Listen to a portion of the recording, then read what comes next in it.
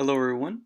Today we're going to be going over what you should be focusing on and spending more of your time in inside of your Google Ads account so that one, you're not wasting your time, and two, we can get right into getting more results, which is the number one reason why you even started advertising with Google. So, getting more conversions, be it more phone calls or more form submissions for your business. So, what should you be focusing on? Um, one of or actually 2 points that I'm going to be going over, are more front facing and have to do with your actual ad copy. And then the third one, it's going to be more on the back end.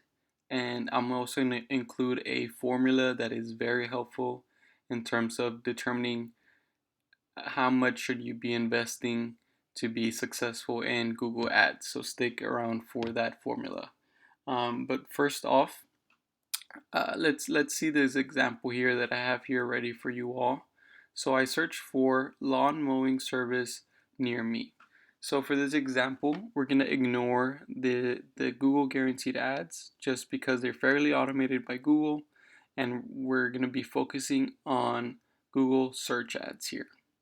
So uh, a couple of things that we see, and it's and in these examples, is from the both of these ads, you'll see that out of the three headlines that an expanded ad text allows you to include, Google is only showing two, right? And we can tell by this divider here, this dash. So we have headline 1, headline 2, we're missing headline 3, and same here, headline 1, headline 2, missing headline 3. Now the second one, it's not the perfect example here, but you'll see it as you do your own searches after this video. We have the first description here, and we're missing description 2.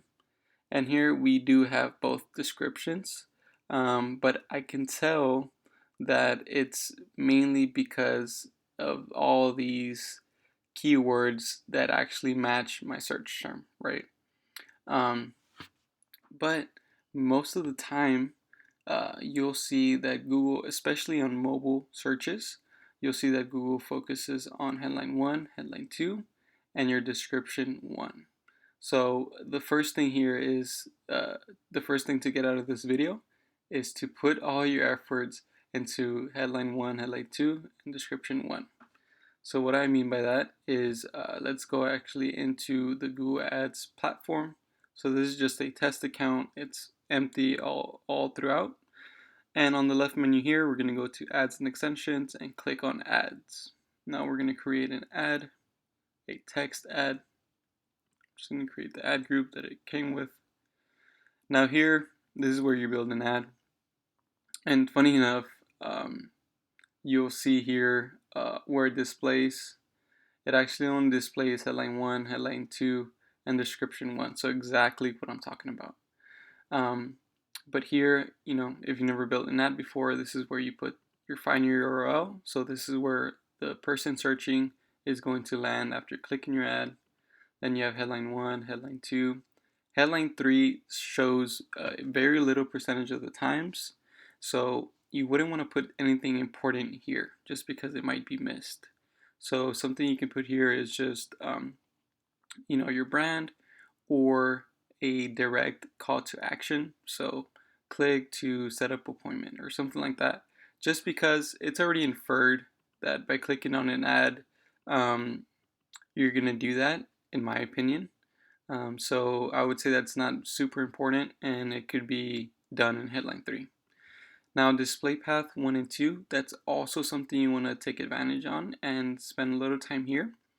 Just because you can add an extra keyword here, or an extra, something unique about your company, and it can really stand out. And a quick tip here, I actually used to, so let's say lawn mowing. So as you can see here on the display, on the preview, you'll see your domain and then lawn mowing. And what I've learned is, if you actually do title casing here, oh my god, mowing, you'll see that it actually stands out a little more. So that's just a nugget right there, and you can test that for yourself.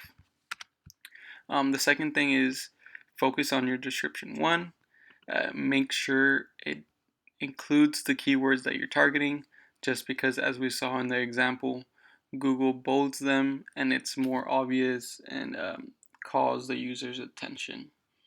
Description 2, similar to headline 3, does not show most of the time, and you would just want to put something, maybe something unique about your company.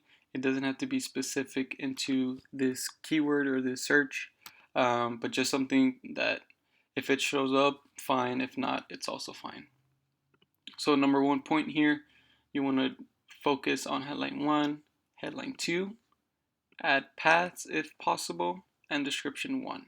So put all of your attention in these spaces. The second point I want to make here, in terms of what you should be focusing on, is your value proposition. So what this means is, what value are you getting for me, the searcher, to click on your ad and go with your business, right? So for lawn mowing service near me, I feel like these two are probably doing a good job, and their value proposition is just like a low starting cost. So here we have $19, and here we have starting at 35. So actually, the reason why this ad is number one and this one is number two is because of their lower price, and because of that, more people are probably clicking it. They have a higher click-through rate, and Google is rewarding it with being up top. And that's just a theory. I don't know what's going on in the back end, but if you want to know on how to improve your click-through rate, I actually do have another video. But the point number two here, focus on the value proposition or something unique about your company and stand out from your competitors. So now let's move on to the third and final way on what to focus on. And this is more on the back end, how I was saying. And the reason for that is more on how much you should be bidding for on your keywords. So this is a screenshot that you would find here. Let me show you where you would find it. So I'm going to do cancel, leave. So let's say you go to keywords, and like I said, this is a blank Google Ads account, but you would find this under keywords, under status, and max CPC. So max CPC is because this is my bid strategy. It's manual bidding. If you have a different strategy, it might not be here. But for starting out, I always recommend starting with max CPC, or manual bidding, that is, and maybe doing enhanced CPC as well. But we can talk about more of that in another video. But if you are starting like me with manual CPC, you might see this, right? So this is saying that you're telling Google, hey, the most I want to bid on a click is $3, and then if it's higher than that, don't bid on it. But Google tells you how much it would be to show on the first page. So number one thing that people do is they wait around and they never increase this, right? They might be scared, like, oh my god, I don't want to spend $15 on one click. What if nothing happens? And that does happen, but it's part of the game, right?